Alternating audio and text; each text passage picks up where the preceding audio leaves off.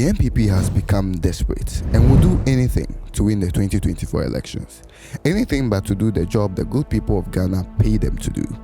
Chairman Wontumi once said that there are a million ways to win an election, but truly the NPP are only using 4 ways, the 4 strategies for breaking the 8. Number 4 is the most deadly. Pay attention because this is important. Number 1, whataboutism. Whataboutism is a deflection technique. It is a way of redirecting blame by basically arguing that your opponent has done the same thing before, but in a different context.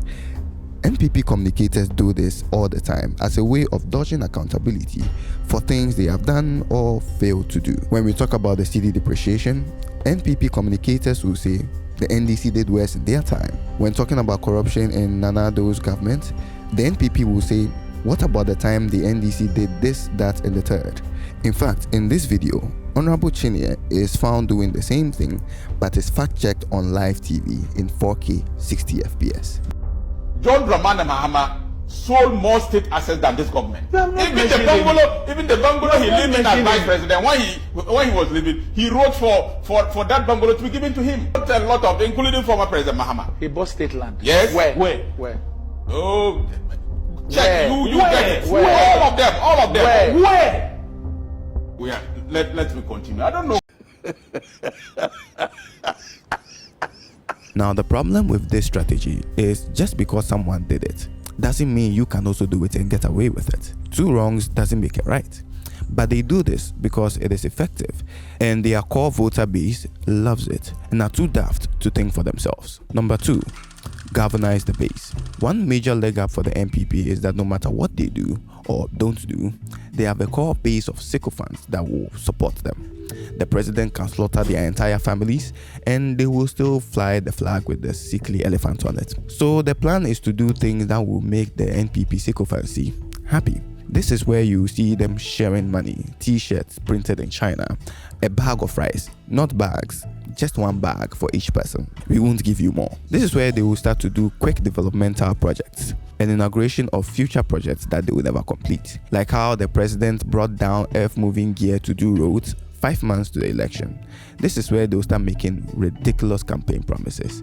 During an interview, Chairman Laku was asked why he thought the NPP should win the Ashanti region, and this is what he said. Because stronghold. Stronghold, no.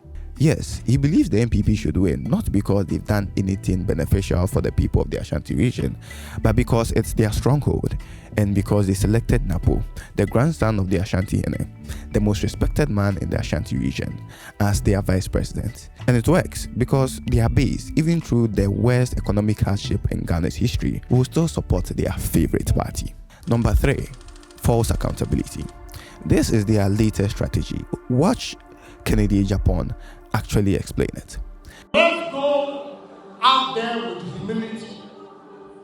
Apologize to Ghanaians. Admit your mistakes before you can convince anybody to vote. So what you're going to see Bawumia and others do from now is apologize for things that they've put us through. The finance ministry has already started with an apology from the finance minister. I would like to appeal to the people of Ghana to forgive us. Forgive us. It is never the intention of any government to impose hardships on its people. Now, here's the problem. They are apologizing for the hardship, saying sorry that we are going through what we are going through. They are not taking accountability for it. They are not acknowledging the part they played in making things worse. Like charging Ghanaians e-levy, saying it will prevent us from going to the IMF. Then going to the IMF while still maintaining the e-levy. By wasting public funds on a cathedral that no one fucking asked for. By flying private and traveling in large convoys of SUVs paid by taxpayers, whilst the ordinary man can't afford the trotro. They are not taking accountability for any of it because it will make them look incompetent and silly. But the last strategy, like I said, is the most deadly. Power begets power. For the past 8 years, the NPP and its collaborators have amassed power and wealth beyond what we can even imagine. Check and see. Many people have become richer, thus more powerful since the NPP took over in 2016, especially at the expense of the public. So to lose that power at this time will be, well, for lack of a better word, inconvenient. That's why the campaign slogan is to break the 8, not to make Ghana better, but to break the cycle of 8 years in and out and destabilize their wealth building campaign. When persuasion fails, force must be applied. When the first 3 strategies fail, there is no other option than to rig the game. Power tends to corrupt, and absolute power corrupts absolutely. So it's not beyond them to do this.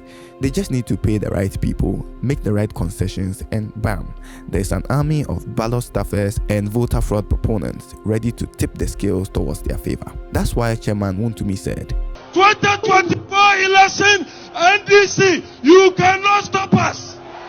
You cannot stop us. You cannot stop us.